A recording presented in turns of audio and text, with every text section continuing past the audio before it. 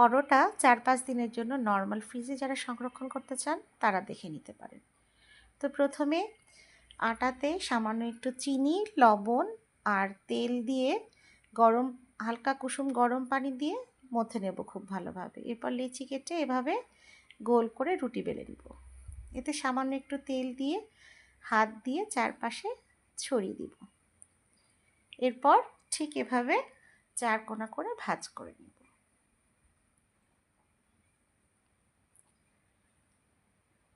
দেখতে পাচ্ছ এভাবে বেশ কয়েকটা রুটি ভাঁজ করে নিব। এরপর সবগুলো বেলে নিব এইভাবে। তো বেলা হয়ে গেলে একটা ফ্রাই প্যান গরম করে এতে পরোটা দিয়ে দিব।